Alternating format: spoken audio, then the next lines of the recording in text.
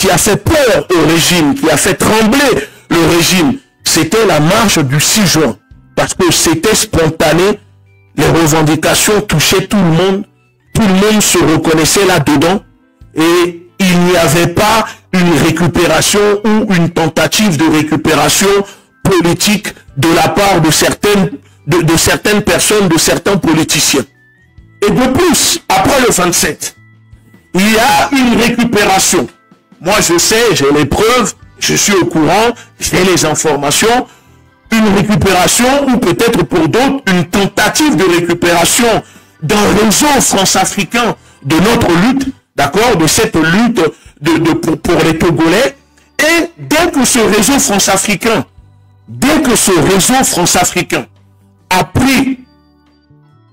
a réussi à infiltrer la lutte, les choses ont commencé à changer.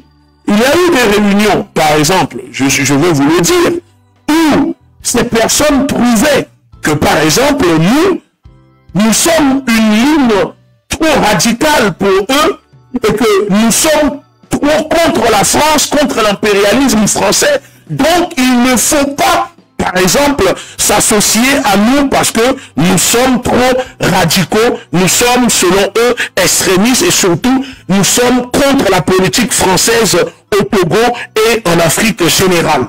Donc, ces personnes ont commencé à influencer d'autres personnes pour leur faire comprendre qu'il faut tourner la lutte, qu'il ne faut pas attaquer les intérêts de la France, la politique française au Togo, qu'il ne faut pas dénoncer la complicité de la France au Togo. Alors qu'aujourd'hui, nous sommes en 2025, la jeunesse africaine, parce que la jeunesse togolaise fait partie de la jeunesse africaine, c'est une jeunesse connectée, c'est une jeunesse éveillée, c'est une jeunesse qui devient de plus en plus anti-impérialiste, anti-néocolonialiste. Et donc, comme dans les autres pays, la jeunesse togolaise a envie de se lever et de lutter contre l'impérialisme, le néocolonialisme, qui sont les vrais facteurs, d'accord, de ce qui se passe au Togo en complicité avec le régime. Donc, dès l'instant où on veut lutter, on veut apporter un changement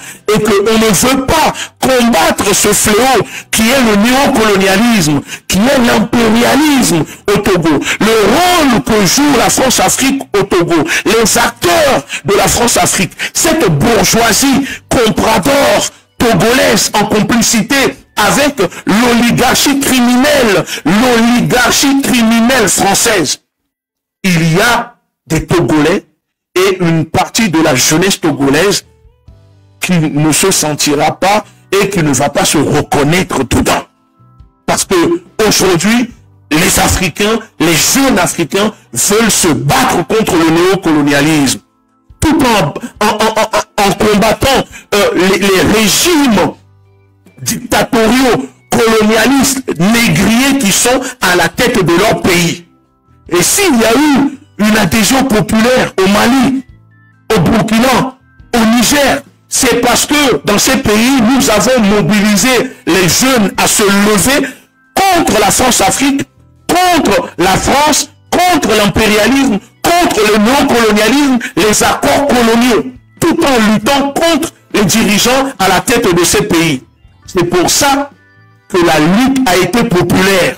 C'est pour ça que la lutte a touché au-delà des frontières de ces pays. Au-delà des frontières de ces pays. Il ne faut pas seulement lutter pour que la lutte s'arrête aux frontières de notre pays. Il faut faire en sorte qu'on puisse obtenir un soutien au-delà de nos frontières, au-delà du Togo. Et aujourd'hui, pour que la lutte puisse être internationale, d'accord, que le monde entier puisse se mobiliser, c'est parce que nous devons lutter contre l'impérialisme, le néocolonialisme au Togo, la France-Afrique au Togo. On ne peut pas vouloir combattre Faure Gnassingbé tout en disant, d'accord, tout en disant, je le dis, qu'il faut s'associer à la France. Il faut s'associer aux France-Africains. Il faut s'associer à ceux qui sont responsables de ce que vous subissez. Et si moi, je n'ai jamais réussi à accrocher, même si j'avais un respect, c'est quelqu'un qu'on admirait. Mais quand il est venu en exil et qu'il a commencé à demander à Macron de venir retirer Faure Gnassingbé pour mettre Agbeome, j'ai dit, moi je ne peux pas soutenir cela parce que je suis de la ligne souverainiste. Je suis un patriote souverainiste. Je ne vais pas combattre Faure Gnassingbé quand d'autres, alors que ce sont eux qui soutiennent, c'est pour eux que travaille ce régime, ce système oppressif qui tue les Togolais, qui violente les Togolais, et c'est eux qui ont installé ce régime. Chez nous, on dit, le marabout qui donne la mort ne peut pas ressusciter. Croyez-vous que la France n'est pas au courant de ce qui se passe au Togo? Croyez-vous que les États-Unis ne sont pas au courant de ce qui se passe au Togo? Ils ont leur service de renseignement. L'Allemagne, l'Union européenne, les 27 pays qui pillent l'Afrique, qui pillent le Togo, m'enlèvent des gens au Togo. Vous croyez que ce sont les militaires togolais qui réfléchissent à ces stratégies, à ces plans pour torturer, pour maintenir l'oppression, le néocolonialisme au Togo? Non, ce n'est pas eux, ce n'est pas Faure Gnassingbé. Faure Gnassingbé est trop imbéciles qui sont autour de ce régime, qui siègent à la présidence, qui siègent à l'état-major des armées, à la police nationale. Ce sont eux qui préparent les plans pour réprimer.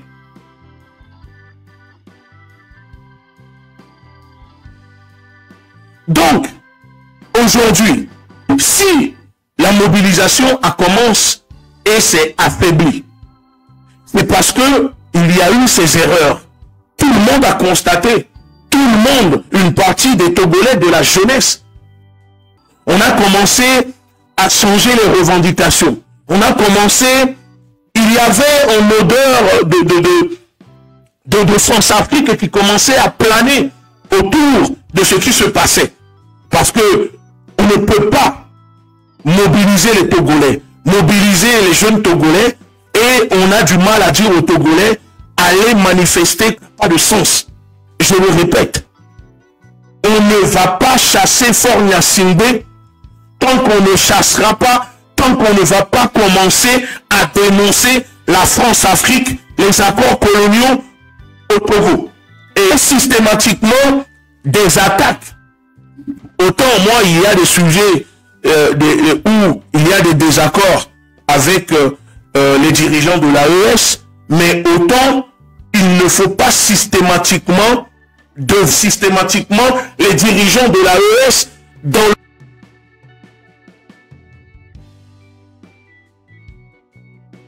Nous sommes au courant de certaines choses. Je n'ai pas envie de rentrer dans des détails, rentrer en profondeur, citer des noms. Si les jeunes, les Togolais, ont commencé à se fatiguer, à se détourner, c'est parce que les revendications ne touchaient plus la majorité des Togolais et Togolaises. Les Togolais ne se sont pas levés le 26 pour manifester, mettre en place un storytelling autour de Madame Gnakadé. Il y a des journalistes qui sont venus ici sur les réseaux sociaux nous dire que Madame Gnakadé était persécutée, était en résidence surveillée.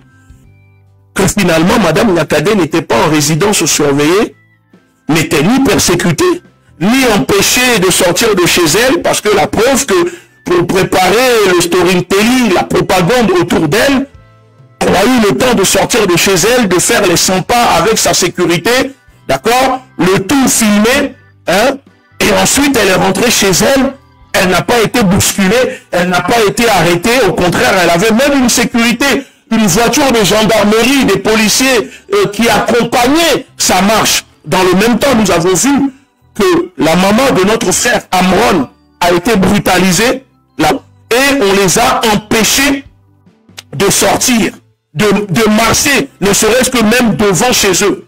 Dans le même temps, il y a eu la députée togolaise, je crois, à qui la police a encerclé son domicile.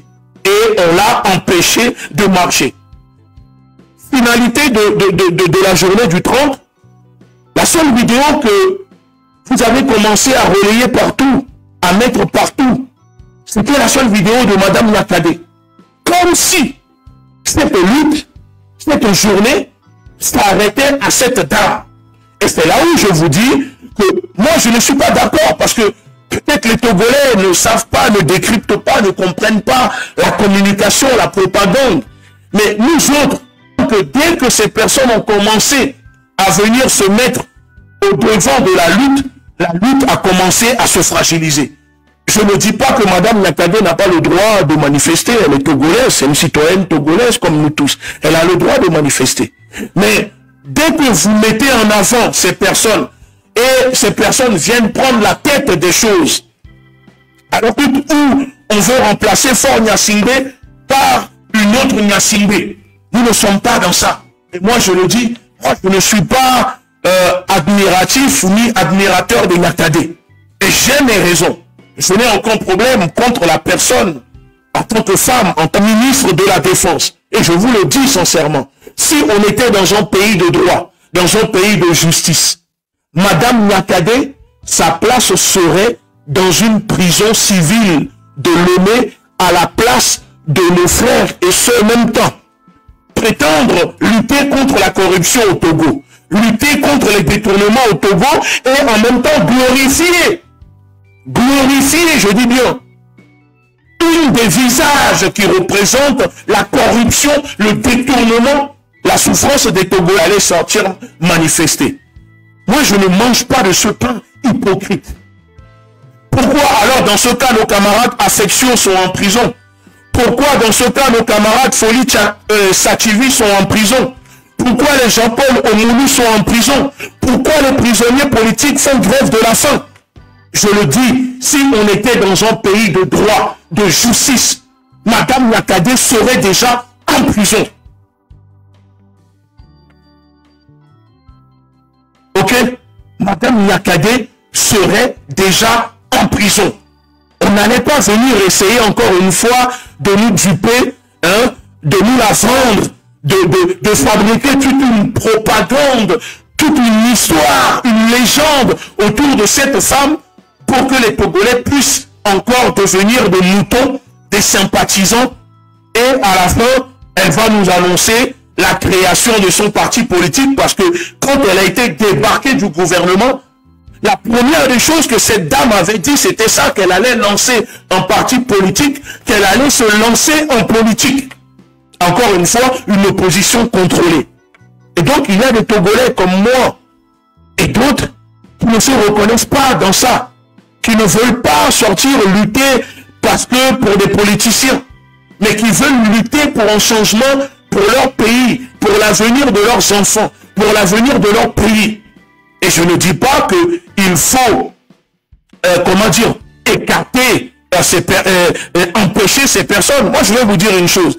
Quand on organisait des mobilisations, des actions en France, quand on menait des actions, et qu'il y avait des retombées politico-médiatiques, il y avait des politiciens qui nous appelaient, il y avait même des ministres sous Macron qui nous appelaient. Quand on a fait l'action pour la dame, la boulangère, Maman Pauline à Levallois, la ministre Marlène Schiappa à l'époque, d'autres ministres, d'autres présidents de partis politiques en France nous ont appelés. J'ai toujours dit niet, vous n'allez pas mettre vos pieds ici. Et les gens me demandaient pourquoi. Je dis parce que dès que ces personnes vont venir ici, ces personnes viendront faire de la récupération médiatico-politique. Parce que ce sont des gens qui ont tout un appareil, des conseillers en communication. Et quand ils viennent sur une lutte, la lutte à chaque fois est diluée. Et la lutte est perdue. Donc je ne veux pas voir Madame Schiappa venir ici. Je ne veux pas voir Jean-Luc Mélenchon venir ici pour faire des selfies. Je ne veux pas. Parce qu'ils n'ont pas été là dès le début. Alors nous allons le faire sans eux. Et c'est ça qui a commencé à déranger le gouvernement. Quand même ils nous ont invités pour aller au Parlement, pour ramener nos revendications de notre manifeste politique. Je me souviens, on m'avait appelé au téléphone pour me dire, oui, Emmanuel Macron va prendre la parole, il souhaite lancer des mesures contre la négrophobie, contre les discriminations, en gros, vos revendications, les choses que vous portez sur la place publique politiquement, etc. Est-ce que cela vous dérange ou c'est possible d'apporter vos revendications, votre manifeste politique pour qu'on puisse préparer quelques revendications pour Macron? J'ai dit que ces choses-là sont disponibles. Mais pas de souci, nous allons nous déplacer pour venir vous voir. Nous sommes allés, nous avons remis notre manifeste politique. Je me souviens au conseiller de Macron. Une semaine après, Macron a fait une interview sur le média Brut, je crois, et il annonçait des événements contre la négrophobie, la discrimination, reconnaissant je sais quoi, la mise en place d'un truc pour l'histoire de l'Afrique. J'ai pris mon téléphone, j'ai appelé le conseiller, j'ai dit au conseiller, vous allez nous arrêter immédiatement cette mascarade. Parce que tout ce que Macron vient de dire, c'est de la poudre de perlimpinpin. Tant que vous n'allez pas les appliquer, vous voulez parler de l'histoire de l'Afrique sans, d'accord, mettre en avant, sans confier cela aux historiens africains. Parce que je me souviens, dans nos revendications, on avait mis des noms d'historiens africains de la communauté, comme les Obiang, les Kovi Gomez et d'autres personnes. Eux, ils sont partis confier cela à des blancs. Et je les ai dit, vous n'allez pas nous instrumentaliser et on n'apportera pas notre soutien. Parce que vous essayez de faire de la récupération politique. Et ils ont même annoncé une soi-disant ministère de lutte contre la discrimination sous Chapa. Ils n'ont jamais fait une action. C'est tombé à l'eau. Pourquoi? Parce qu'on a refusé de les laisser nous instrumentaliser. Parce que ça, c'est le rôle des politiciens. Ils sont là que pour instrumentaliser et faire de la récupération politique. Donc, revenons maintenant sur le cas du Togo. Alors, quand on demande maintenant aux Togolais, sortez pour manifester, pour rétablir Internet. Et c'est une manifestation pacifique. Soyons pacifistes. Marchons à la queue leu sur le trottoir. Non, soyons sérieux. Les Africains se moquent assez comme ça de nous. Moi, j'en ai assez. J'en ai assez. Les Burkinabés, quand ils se sont levés au Burkina pour renverser Blaise Compaoré, vous avez vu les Burkinabés marcher à la queue leu sur le trottoir. Les Burkinabés ont pris de cibles légitimes au Burkina. Les Burkinabés se sont attaqués aux institutions, c'est-à-dire complices de ce qui se passait au Burkina. L'Assemblée nationale, la présidence, des cibles légitimes. Nous demandons maintenant aux Togolais, sortez, marcher sur le trottoir pacifiste à la queue leu et on va rétablir Internet. Voici maintenant que Nyakadé est sorti avec ses moutons, marcher à la queue leu sur Internet. Et même les VPN qui étaient autorisés maintenant sont bloqués dans le pays. Est-ce que cela a libéré Internet? Est-ce qu'il y a eu plus de Togolais qui sont sortis? Non. Non. Ne soyons pas dans la fourberie. Ne soyons pas dans la manipulation. Soit on veut réellement libérer notre pays et alors on accepte de se faire mal. Je dis, soit on est prêt à libérer notre pays et on accepte de se faire mal. Mais moi, je ne peux pas ici laisser les rapports. Il existe quelqu'un qui viendra libérer le Togo. Que Madame Nyakadé va libérer le Togo. Madame Nyakadé ne va pas libérer le Togo. Madame Nyakadé n'est pas libérateur. Le libérateur, c'est le peuple. Vous pouvez multiplier 20 000 Nyakadé, 20 000 Amron, 20 000 Egouti Béanzan, 20 000 MC66. Si le peuple ne veut pas se libérer de lui-même, il n'y aura pas de libération. Le reste n'est que de la manipulation. Ok? Et pour ceux qui disent, parce que je lis vos commentaires, oui, mais pour combattre ce système, il faut quelqu'un à l'intérieur du système pour combattre le système. Est-ce que Madame Nyakadé est la première ou la dernière à être du système, à prendre la parole? Non, ce n'est pas la première. Peut-être que vous avez la mémoire courte. Mais Abeyome, paix à son âme, c'était quelqu'un du système. Abeyome a été ministre. Et c'est pas pour autant que Abeyome a libéré le Togo. Et pourtant, il avait promis qu'il allait libérer le Togo. Mais il n'a pas libéré le Togo. Je peux vous donner d'autres exemples. Pascal Bodjola était membre du système. Aujourd'hui, il est retourné avec le système. Tous ceux qui sont du système, qui ont parlé, à la fin, retournent toujours avec le système.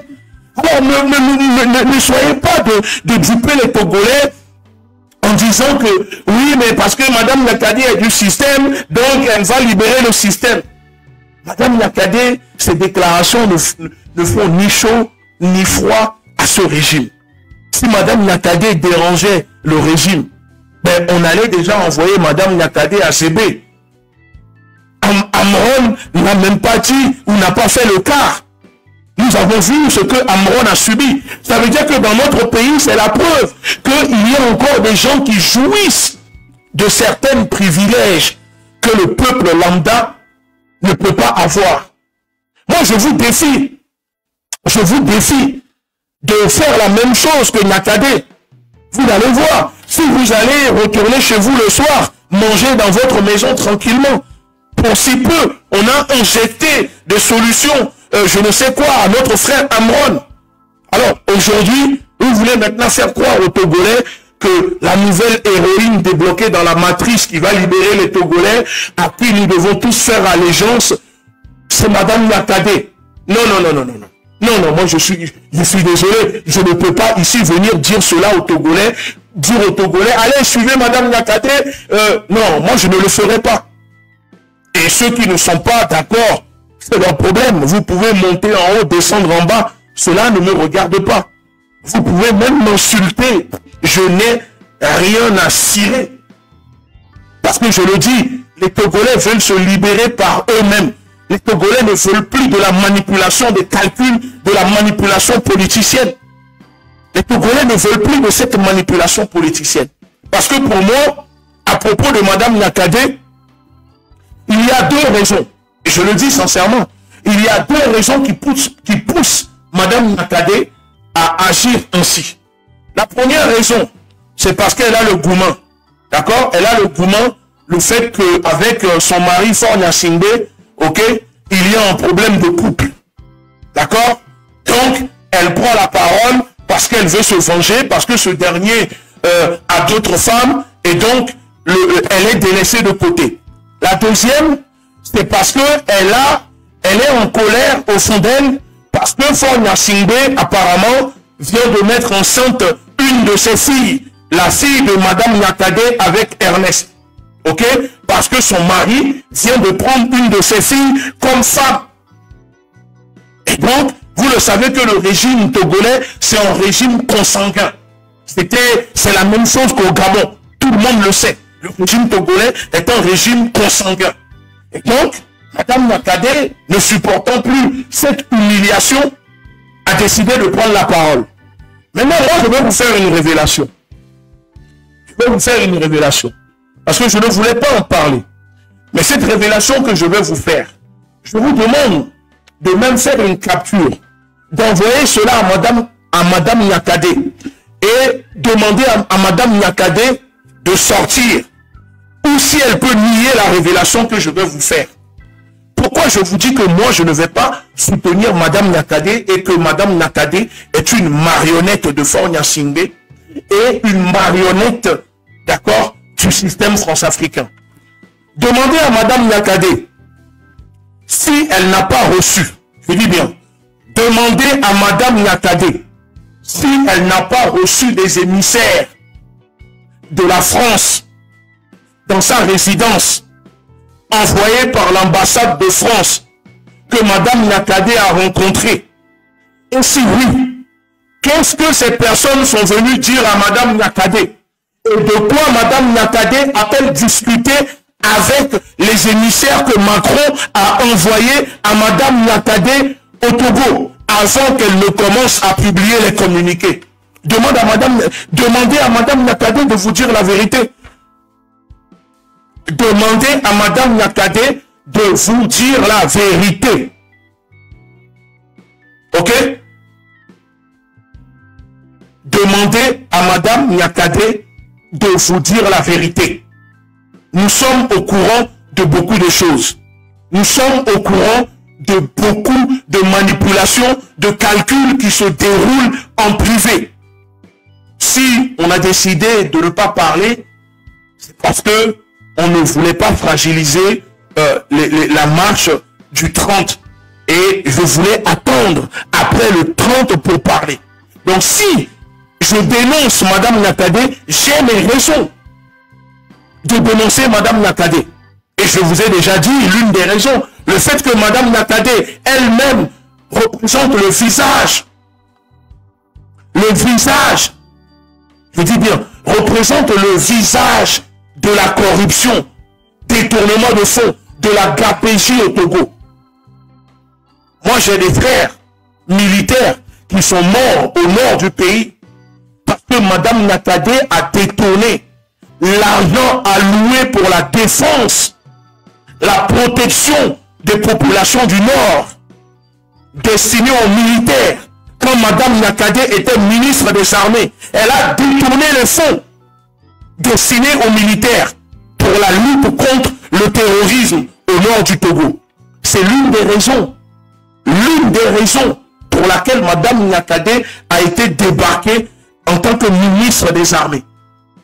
Alors, vous allez aujourd'hui maintenant venir nous dire, oui, il ne faut pas en parler, il ne faut pas poser une réflexion pour que les Togolais puissent réfléchir, parce que le dire, c'est fragiliser la lutte. Non, la lutte, elle est déjà fragilisée parce que à chaque fois que les Togolais se mobilisent, vous allez toujours leur coller des politiciens véreux, des gens du système, qui viennent à chaque fois endormir la lutte. Les Togolais veulent se libérer. Les Togolais sont prêts. Mais vous êtes là à demander aux Togolais d'être dans le pacifisme, d'être pacifiste. Manifestation pacifique. Pendant que les miliciens sont armés, pendant que les policiers, les militaires sont armés, rentrent dans les maisons, tabassent les gens. Vous êtes là à dire aux Togolais, sortez, marchez sur le trottoir à la queue leu, pacifiste. Alors qu'on va les arrêter, les mettre en prison, les bastonner. Mais ils doivent encore marcher pacifistes. Ils doivent être pacifistes. Mais je suis désolé. Moi, si je suis au Togo et que je dois sortir, et je sais qu'on va m'arrêter, qu'on va me bastonner, que je suis déjà mort, Cabri mort, n'a pas peur du couteau, ce n'est pas pour qu'on m'arrête parce que je suis encore dans le pacifisme. Non, non. Il y a des Togolais, je vous ai dit, le 6 juin, les jeunes étaient tellement déterminés. Pourquoi? Parce que nous avons dit aux jeunes, agissez, faites ce que vous avez à faire, ne vous retenez pas. Et si vous avez remarqué, c'est la manifestation où le régime, ou même dans le monde entier, il y a eu écho. Les gens ont commencé à parler. Oui, parce que je le sais. Oui, parce que quand c'est calme, les gens ne calculent pas. Le régime a même réussi à contrecarrer cette mobilisation en appelant des gens à faire du sport. En appelant les gens à faire du sport. J'ai vu que notre frère Amron a fait une vidéo où il a dit qu'on a envoyé une équipe de gendarmes l'empêcher de sortir, de manifester. Alors, mon frère Amron, c'est la première fois que je vais m'adresser à toi. Je vais te donner quelques stratégies. Quand on est leader et que on appelle à des actions, parce que je le dis, c'est le peuple qui est leader. Nous sommes tous des leaders parce que nous sommes du peuple. Mais quand tu sais que tu es surveillé par le système, que tu es surveillé par le régime, la prochaine fois, quand il y aura une manifestation, je te donne une stratégie, un conseil que moi, je m'appliquais à moi-même quand je menais des actions en France, parce que j'étais surveillé par les services de renseignement français et qu'il y avait la police des fois qui m'empêchait. Quand tu lances une mobilisation, quand tu lances une action, si la mobilisation doit se tenir, exemple le 20, ok, 5 jours, voire 10 jours avant, il faut que tu quittes ton domicile. Il faut que tu quittes ton domicile, tu quittes ta maison. Tu sors comme si tu allais faire des courses et tu prépares une équipe des Togolais, des Togolaises qui peuvent te récupérer et tu vas rester là-bas ou tu vas même au village sans téléphone, sans internet. Tu disparais des radars pendant 5 à 10 jours. Et quand tu réapparais directement dans la capitale le jour de la mobilisation. Ça veut dire que tu déjoues les services de surveillance parce que tu sais pertinemment que le jour J, le régime fera tout pour t'empêcher de sortir. D'accord? Donc c'est à toi de t'organiser, de prévoir, d'anticiper. Quand on est leader, il faut toujours avoir des plans B, toute une stratégie. Entoure-toi de personnes capables de te proposer des stratégies. D'accord? Des stratégies. Il faut t'entourer de gens capables de te proposer des stratégies. Donc, la prochaine fois, mon cher frère, j'aimerais que quand il y aura une mobilisation, je ne veux pas te voir être bloqué, d'accord? Et des va-nu-pieds comme ça, des faux rien comme ça qu'on t'envoie pour venir te persécuter, te bloque. Non, il faut les humilier. Tu disparais et tu réapparais le jour J de la mobilisation au point de rendez-vous que tu donneras au peuple togolais.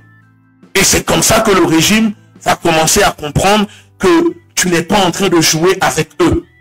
Parce que si à chaque fois tu appelles à une mobilisation et que tu restes chez toi jusqu'au dernier jour, tu continues d'allumer ton téléphone alors que tu sais qu'on te surveille via les services de communication, via le placement de ton téléphone, etc.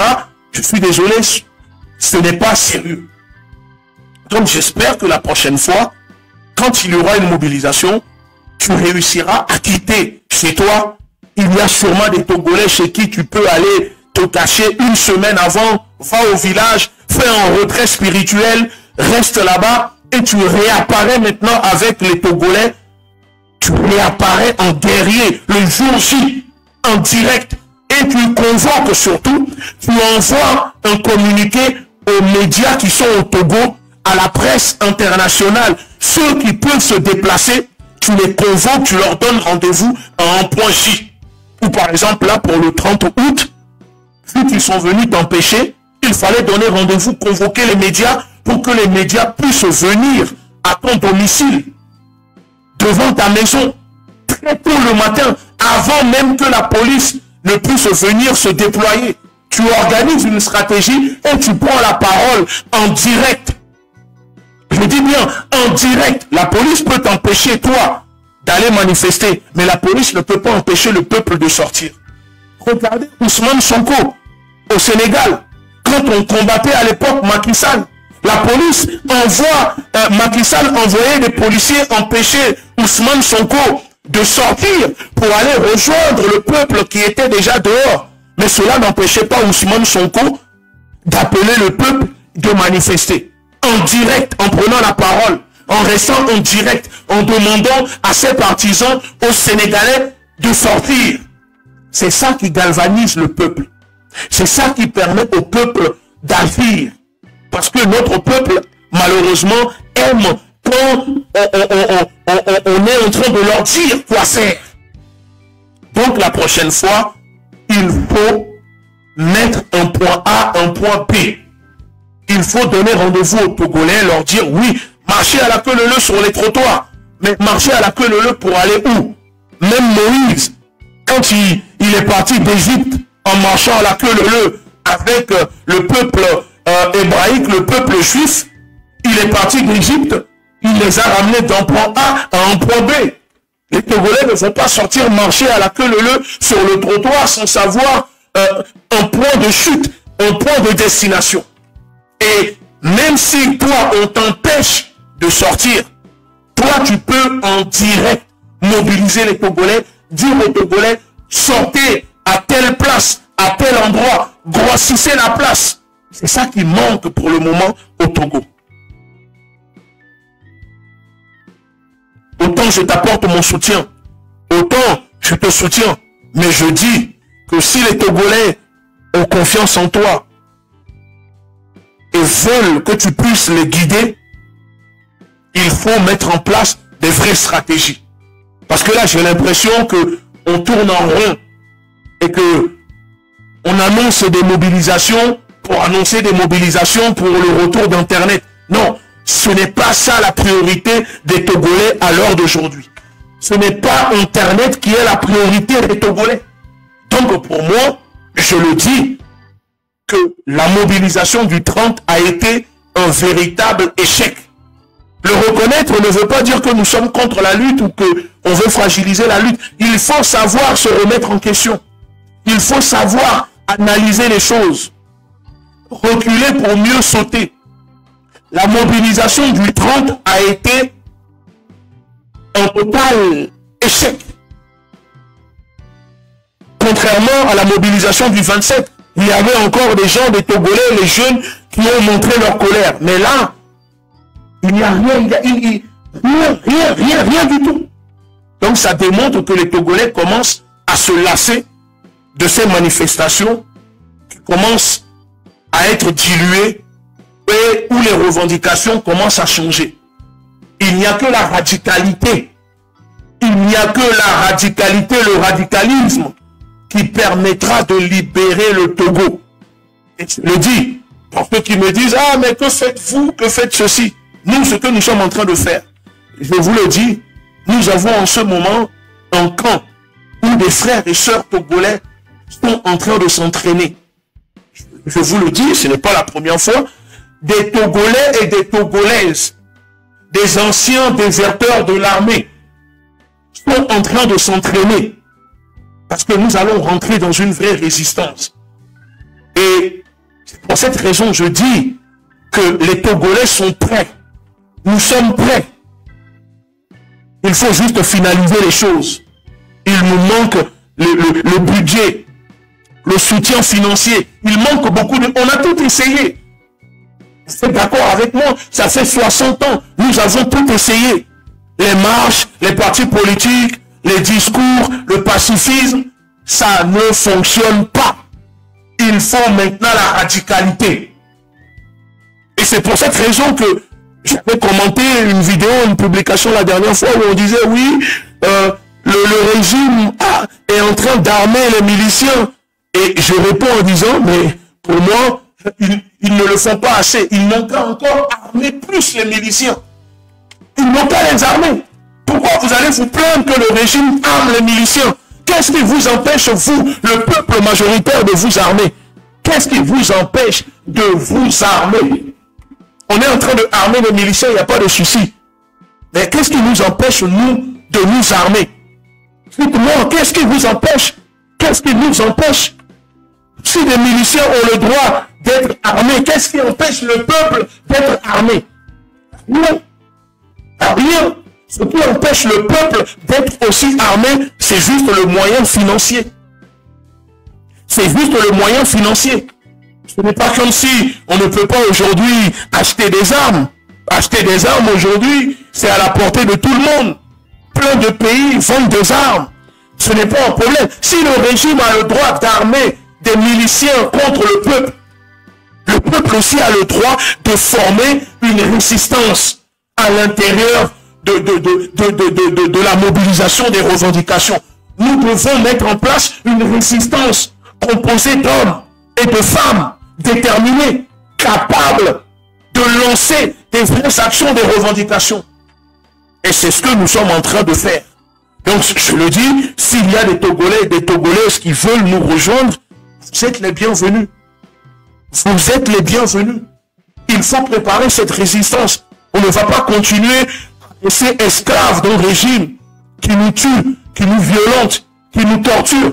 Et on va dire au peuple, sortez, manifestez pacifiquement. Moi, je ne le ferai pas. Je ne dirai pas aux Togolais, sortez, manifestez pacifiquement. Jamais je ne le ferai. Jamais je ne le ferai. Parce que pour moi, c'est de l'utopie. C'est vivre dans un monde de rêveurs.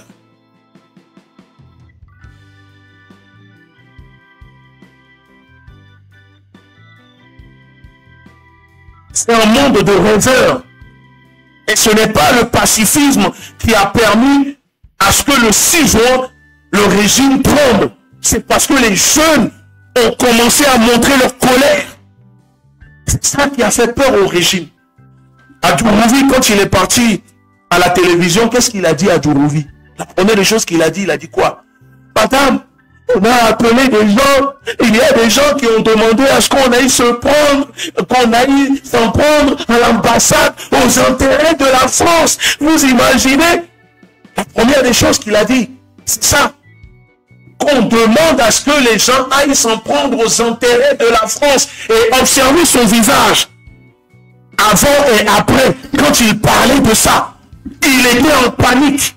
Vous savez pourquoi? Parce que Adjourouvi sait que si les Togolais commencent à s'en prendre aux intérêts de la France-Afrique, de la France au Togo, alors ils sont foutus.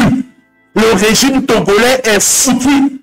Parce qu'on les maintient, on les met, ils sont placés à la tête du Togo pour protéger les intérêts de la France au Togo. Alors imaginez maintenant que voilà qu'un groupe de Togolais commence à s'en prendre aux intérêts de la France, humilier la France en direct au Togo. Adjourouvi sait qu'il ne sera plus ministre. Et donc quand il dit cela, il parle de moi j'assume. C'est moi j'ai demandé, c'est moi j'ai appelé quand je suis allé dans le live de M66. Moi j'ai dit cela. Je le répète.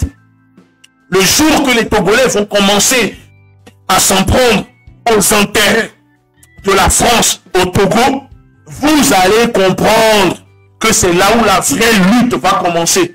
Regardez tous les peuples du monde. Quand les peuples se lèvent, se révoltent, ils s'en prennent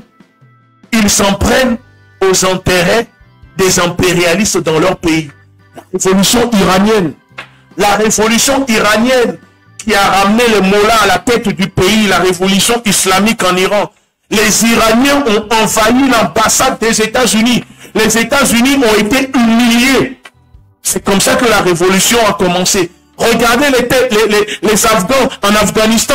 Le peuple s'est levé contre les intérêts des Américains, des Occidentaux.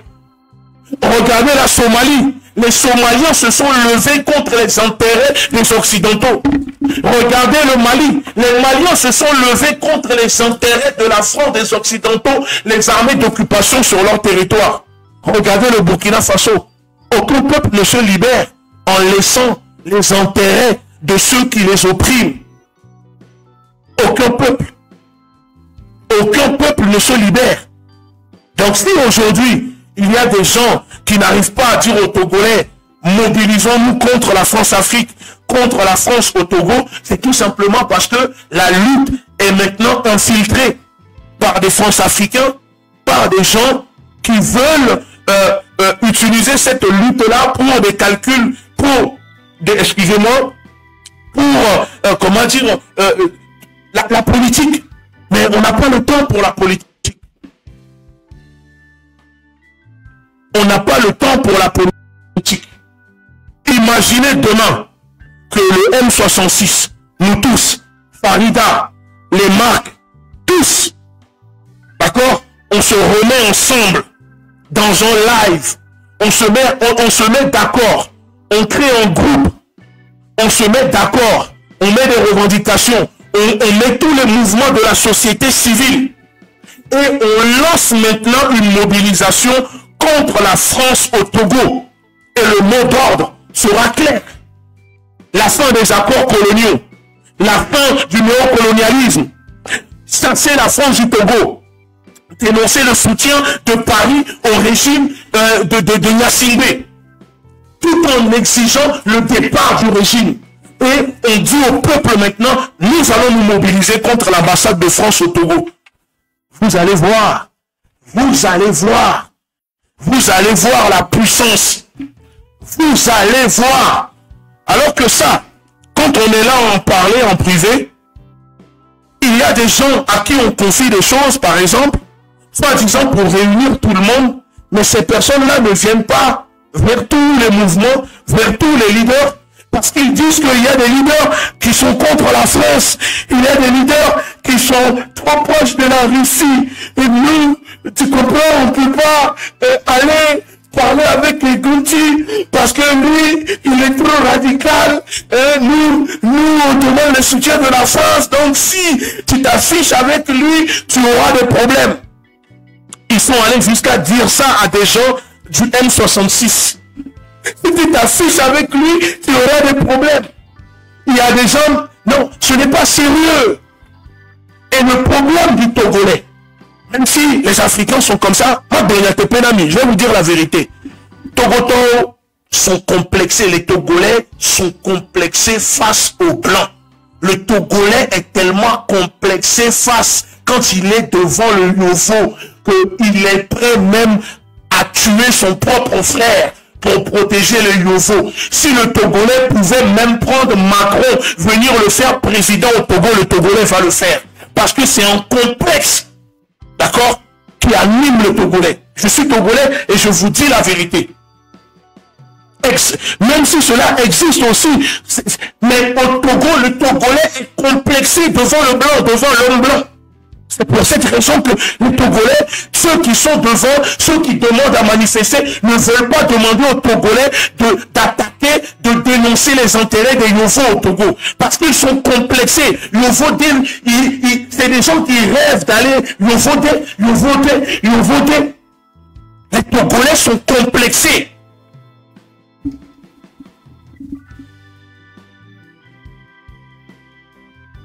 Par le Yovoter. Même quand le Togolais voyage et va vivre en France, en Allemagne, aux États-Unis, il reste toujours complexé. Pour lui, on ne peut pas combattre la politique française au Togo, mais on ne va plus nous donner des visas. Mais non, ils ne vont plus donner des visas. Nous, on veut aller on veut aller en Allemagne. Non, je vous jure que le Togolais, c'est ça le problème du Togolais. Le Togolais préfère traîner encore 100 ans à s'entretuer. Oui, c'est le problème de fond. Oui, c'est les partis politiques. Oui, c'est les tétans. Oui, c'est... Mais jamais, ça fait 60 ans. Vous êtes là, vous ne dénoncez pas la présence, l'occupation de la France de notre pays. Il y a des militaires français qui occupent notre pays. Les multinationales françaises qui ont pris possession de notre pays. La privatisation de notre pays par les multinationales, par l'Europe, par les États-Unis. Vous menez une lutte et vous n'avez pas le courage de dénoncer cela. Vous n'avez pas le courage, alors que le peuple aujourd'hui, la jeunesse est connectée. La jeunesse sait qui sont les véritables ennemis de leurs problèmes. Oui, il y a Faure Gnassingbé, mais Faure Gnassingbé travaille pour qui? Faure Gnassingbé est placé, soutenu par qui? Qui gouverne vraiment le Togo? Dites la vérité aux Togolais. Arrêtez de tourner en rond. Arrêtez votre mascarade. Qui gouverne réellement le Togo? Qui gouverne réellement le Togo? Répondez-moi dans les commentaires. Qui gouverne réellement le Togo? Quand les élections municipales ont eu lieu, où le président de l'Assemblée nationale a voyagé pour aller obtenir le soutien à la validation des élections. Dites-moi, qui gouverne réellement le Togo? Arrêtez de blaguer les Togolais. Arrêtez de blaguer les Togolais. Arrêtez de blaguer les Togolais. Ne faites pas cette lutte-là une petite vengeance personnelle de vos problèmes personnels. Mais soit on veut réellement libérer le Togo et vous réunissez tout le monde. Je dis bien, vous réunissez tous les leaders de la société civile. Peu importe que les leaders, qu'il y a des gens qui sont suivis par 100 abonnés, 10 abonnés ou 10 000. Ou que d'autres comme nous sommes des leaders internationaux. Réunissons-nous. Comme le 6 juin, nous sommes tous et les jeunes sont sortis. Ne croyez pas que votre seule voix, qu'il y a une différence entre la réalité et le virtuel. Mettons en place maintenant une vraie stratégie, je le dis. Mettons en place maintenant une vraie stratégie contre l'occupation de notre pays par des puissances étrangères. Parce que quand nous allons faire tomber ces puissances étrangères, Faure Gnassingbé va tomber. Vous croyez quoi? Je vous le répète. Imaginez une journée où les Togolais, les jeunes, s'en prennent aux intérêts de la France au Togo à travers le pays. Et je vais vous faire une révélation. Quand Faure Gnassingbé voyage pour aller au Japon, pour aller au forum du World Forum économique, pour aller voir le FMI, pour aller voir la Banque mondiale, vous savez ce que le régime togolais vend pour aller prendre les crédits qui endettent notre pays? Le Togo, le régime vend une stabilité, une paix au Togo. C'est ça que le régime vend à l'étranger pour obtenir des prêts. Il y a la paix au Togo. Vous pouvez nous faire des prêts. Il y a la paix au Togo. Vous pouvez venir investir. Alors si vous créez le désordre, ils n'auront plus accès à commencer à sentir. Parce que les caisses seront vides. Les fonctionnaires ne seront plus payés. Le pays va commencer à recevoir des notes au niveau de trucs internationaux, moins. Et c'est là le régime, parce que là, vous ne comprenez pas. Vous ne comprenez pas. On ne peut pas marcher à la queue leu sur le trottoir pendant que toute la journée Total continue de vendre le pétrole 2 fois plus cher, un gasoil pollué qui intoxique les Togolais, qui tue les Togolais, les accords de pêche avec l'Union européenne font que les bateaux des pêcheurs, nos petits pêcheurs sont obligés de prendre leur pirogue, d'aller jusqu'à 50 km pour trouver 5 kg de poisson pirogue, 2 km ont ramassé des poissons. À la queue leu, ils n'ont pas d'autorisation à d'autres pays pour venir proposer des médicaments aux Togolais. Et maintenant, on marche pour demander le retour d'Internet. Il y a 900 000 internautes au Togo. Vous marchez pour demander le retour d'Internet. C'est Internet que les Togolais vont manger. C'est Internet que les Togolais mangent. Ça, c'est une lutte pour la bourgeoisie, pour les bourgeois. Parce que ceux qui font des trucs Internet, 900 000 internautes, il y a à peine 600 000 connectés. Allez voir les chiffres qui sont disponibles. Les Togolais n'arrivent pas à manger, n'arrivent pas à faire 2 repas par jour. Et vous êtes là à parler de nous allons marcher. Non mais vous êtes sérieux? Et moi, vous êtes là à dire pourquoi je ne sors pas pour soutenir ça. Dire aux Togolais, sortez, marchez pacifiquement à la queue leu sur le trottoir. Et c'est la démarche là, quand j'ai vu Madame, soyons sérieux, ayons pitié des Togolais, ayons pitié de nous-mêmes. Les Africains se moquent de nous, ayons pitié de nous-mêmes. Marchons à la queue leu sur le trottoir et on vous soigne, mais vous voulez Internet. C'est quoi cette jeunesse? Vous préférez Internet, recharger vos téléphones, traîner sur TikTok pour faire des bêtises. Vous n'avez pas à manger, vous voulez Internet. Russie, Internet est restreint, mais ça n'empêche pas la Russie d'être une puissance. Ça n'empêche pas les Russes d'être connectés. Quand je suis au Venezuela, pareil. Mais vous êtes là, on veut Internet. Gouvernement, Internet. Donc c'est ça que vous allez manger. C'est ça qui va vous soigner. C'est ça qui va ramener l'école, les hôpitaux. Je le dis, remplace les revendications du début, du 6 juin. Les revendications du début. Et demander aux Togolais, expliquer aux Togolais pourquoi il faut agir, manifester contre les intérêts de la France au Togo. Nous devons maintenant changer de stratégie. On a essayé le 6, le 27, le 30. Pourquoi vous avez peur de dire aux Togolais, manifestons contre la France? Les France-Africains sont venus. Depuis le début, je dis la même chose. Les France-Africains sont venus. Subitement, il y a des gens qui ont été écartés. Écartés. Parce que nous prenons une ligne dure. Nous prenons une ligne où nous disons qu'il faut chasser l'occupation de la France au Togo. Il faut lancer le mouvement « La France doit quitter le Togo ». Et dans ce mouvement-là, vous le savez que ça inclut directement Faure Gnassingbé.